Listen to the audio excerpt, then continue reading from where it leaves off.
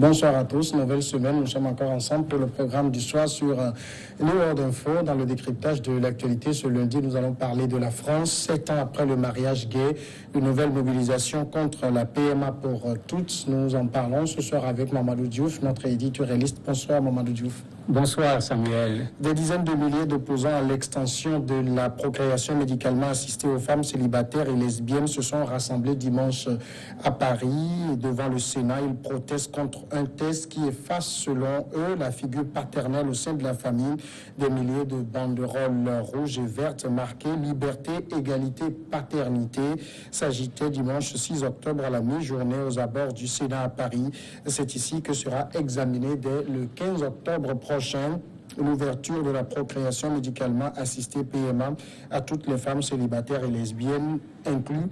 Mamadou Diouf, la PMA, on va faire un peu de pédagogie. De quoi s'agit-il exactement? La PMA, en fait, c'est une technique qui, jusqu'à ce jour en France, permet à un couple hétérosexuel, c'est-à-dire un homme et une femme, qui ont des difficultés pour avoir un enfant par la voie habituelle, à pouvoir profiter de cette technologie pour pouvoir concevoir un enfant. Et sous cet angle, à la limite, la PMA ne pose pas de problème, sauf que parfois, certains s'en mêlent parce que si la difficulté est liée à l'un des couples, soit l'homme, soit la femme, les gens acceptent qu'il puisse y avoir emprunt d'ovule ou bien emprunt de spermatozoïdes pour pouvoir le faire. Il y en a qui, sur le plan moral, considèrent que un père doit être un père d'un point de vue biologique et d'un point de vue juridique. Mais ça posait moins de problèmes en termes de débat au niveau de la France. Donc c'est une technique pour permettre à un couple de pouvoir avoir un enfant. Alors qu'est-ce qui est aujourd'hui à l'origine de ces manifestations? J'allais dire, le problème est lié au fait qu'ici, on peut toujours continuer à parler de couple parce que c'est l'expression qu'on utilise. La différence, c'est que si on élargit la PMA, comme on le dit, à toutes, dans le tout, un couple de deux femmes peut aller demander à faire de la procréation médicalement assistée et vous avez deux femmes qui deviennent, bon, je ne sais pas, mère et mère d'un enfant. Vous imaginez un peu le problème que ça peut poser d'un point de vue sociétal. Quand on l'élargit également, une femme célibataire qui ne vit pas en couple, ni avec une autre femme, ni avec un autre homme, peut décider un jour de vouloir porter une grossesse, d'aller dans les banques de sperme, comme on les appelle, solliciter du sperme et aller voir quelque part un gynécologue et pouvoir porter toute seule une grossesse, donner naissance à un enfant alors qu'elle est toute seule, il n'y a aucun homme, aucune femme également à côté de celle-là. Et c'est là où certains considèrent que on fait naître des orphelins, puisque c'est ce que certains ont dit pendant les manifestations, on fait naître un enfant de fait en étant un orphelin parce qu'il n'a pas de père. Alors justement, quels sont les arguments du gouvernement pour étendre la PMA aux lesbiennes, par exemple? En fait, pour ce qui est du gouvernement, il y a une extension qui est là parce que à l'époque déjà des manifestations contre le mariage pour tous, ce problème avait été posé. Parce que les gens avaient bien vu qu'effectivement, généralement, quand on se met en couple, après le fait qu'on se soit marié, le premier objectif, c'est d'avoir un enfant. Et à l'époque, les gens avaient commencé à se plaindre en disant, attention, le fait de légaliser le mariage entre deux personnes du même sexe, ces deux personnes du même sexe ne pouvant pas procréer entre elles, ces personnes auront tendance à aller trouver une autre solution. Donc, dès les manifestations contre le mariage pour tous, les gens avaient vu cet aspect. Et les gens avaient commencé à dire non, ça sera une porte ouverte. C'est comme si ceux qui l'avaient pensé à l'époque sont en train d'avoir raison. Puisqu'effectivement, on a donné à des personnes de même sexe la possibilité de se marier. Ces personnes revendiquent aujourd'hui, en tant que couple, la possibilité d'avoir un enfant. Et pour l'avoir, quand il s'agit de deux femmes, il n'y a rien d'autre à faire, c'est la procréation médicalement assistée. Quand il s'agit de deux hommes, ce n'est plus la procréation médicalement assistée, mais c'est cette fois la GPA, c'est la gestation pour autrui, c'est-à-dire faire porter une grossesse à une autre femme et puis récupérer par la suite l'enfant. Et tout ça fait actuellement l'objet de débats en France parce que les gens considèrent que à ce rythme-là, la filiation finira par perdre tout son sens. Mais quand on suit quand même le gouvernement, il y a comme une logique. on ne peut pas avoir permis à deux femmes de se marier et les priver d'avoir un enfant. Tout à fait. C'est pourquoi je dis que dès le mariage pour tous, les gens avaient vu cela. Hollande avait forcé, parce qu'il faut le dire, il y avait des manifestations monstres, autant pour ceux qui étaient pour que ceux qui étaient contre. La France était véritablement divisée sur cette question. Le président Hollande a forcé la main, entre guillemets, aux Français. On a fait passer la loi. C'est ce qui risque de se faire également avec le président Macron, qui, il faut le rappeler, en avait fait également une promesse lors de la campagne électorale. Il avait effectivement promis, lors de la campagne électorale, qu'il va étendre la gestation, la procréation plutôt médicalement assistée à toutes les femmes. Et c'est cette promesse qu'on est en train de vouloir mettre en œuvre. Donc, par rapport au président Macron, il y a une logique, puisqu'il en avait fait la promesse. Mais Macron et Hollande, c'est le même espace d'un point de vue idéologique. Je dirais que c'est des gens de gauche. Donc, c'est des gens qui avaient été pour ce mariage. Et bien sûr, la conséquence de ce mariage, c'est que quand le couple veut avoir un enfant, il faut pouvoir créer les conditions pour que le couple puisse avoir un enfant. Et c'est la GPA qui va le permettre quand il s'agit de deux hommes, ou bien la procréation médicalement assistée quand il s'agit de deux femmes. Est-ce que dans l'arsenal juridique français, la loi suit cette évolution de la société? C'est-à-dire aujourd'hui, on sait qu'on a sur papier père et mère.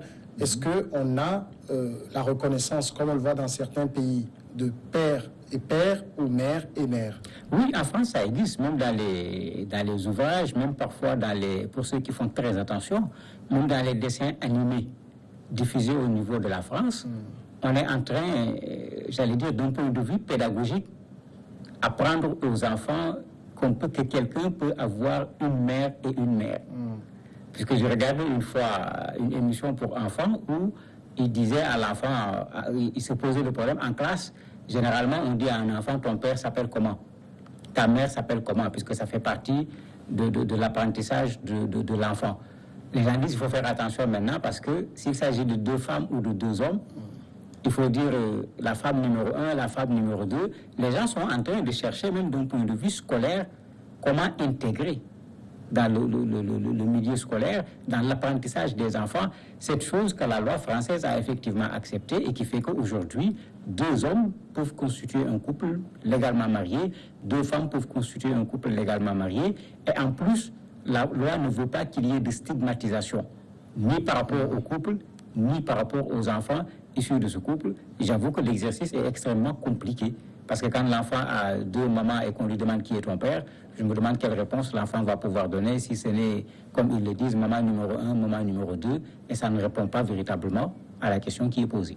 Aujourd'hui, quand même, en termes de manifestation, on voit bien, on est un peu loin de la mobilisation, des mobilisations gigantesques qu'on a eues contre le mariage gay.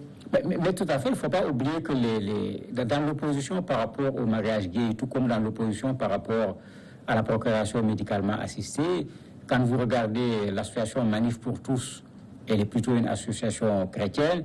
Quand vous regardez l'association familiale catholique AFC, qui sont pratiquement les deux qui mènent la danse par rapport à cette manifestation, il y a encore 18 autres associations. Il y a cette notion de religion, il y a cette notion de morale qui est là, qui accompagne la contestation de cette extension de la procréation médicalement assistée à toutes les femmes. Alors que tout le monde le sait, en France, la morale et la religion sont en train de passer par la fenêtre. De sorte qu'aujourd'hui, une bonne partie des Français, leur parler de religion, leur parler de morale, ils considèrent que c'est une façon de les encombrer. Comme on dit en France, il faut interdire d'interdire. Et interdire, généralement, on le retrouve avec la morale, on le retrouve avec la religion. Ça veut dire clairement, sur cette question, le clergé est contre. Ils ne se sont pas prononcés aussi clairement qu'ils l'avaient fait par rapport au mariage. Parce que quand on regarde la conférence des évêques, ils n'ont pas dit aux gens d'aller manifester comme ils l'avaient fait à l'époque, mais ils disent que si les gens trouvent utile d'aller manifester, c'est leur droit le plus absolu de manifester leur désaccord.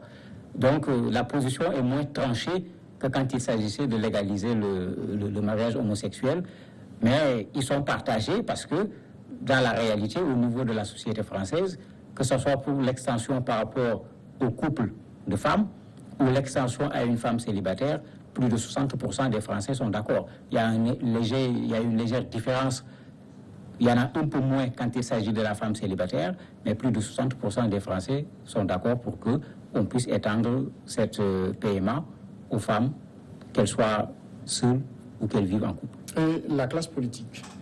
La classe politique, lors de la manifestation concernant le mariage pour tous, on avait senti la classe politique. Mais les politiques ne sont pas des fous, ils cherchent le vote des Français. C'est pourquoi lors de la manifestation d'hier, on a cherché les politiques, mais on n'en a pas trouvé. Alors que de l'autre côté, il y a même des politiques qui étaient venus et que les gens avaient dit de partir parce que trop coloré, comme disaient les manifestants, et ils ne voulaient pas qu'on donne à la manifestation une coloration politique. Les gens considéraient que c'était plus un débat de société qu'une question de parti politique.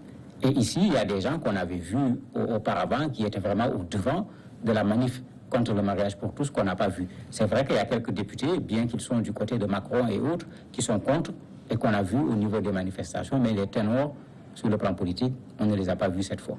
Voilà quand même des genres de choses qui peuvent ramener ce débat sur les dangers du progrès scientifique. Mais en fait, pour moi, ce n'est pas le danger du progrès scientifique ici, c'est un problème de société qui se pose. Et la France a opté pour la liberté, entre guillemets, absolue.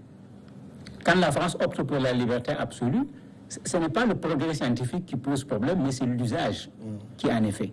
Parce que le travail qui a été fait par rapport à la procréation médicale, au départ, les gens étaient confrontés à un problème. Vous avez des couples qui sont là, qui sont légalement mariés, qui ont des difficultés pour avoir des enfants. Il y avait des problèmes de stérilité et autres. Il y avait un travail de recherche pour permettre à des couples de pouvoir avoir un enfant en faisant recours à la science. L'objectif à l'époque, ce n'était pas du tout de pouvoir trouver un enfant pour une femme qui vit seule. Et c'est pourquoi on pose le problème de bioéthique, c'est-à-dire un côté biologique qui est juste qui a un caractère scientifique, rien d'autre. On cherche à faire en sorte qu'un couple puisse avoir des enfants.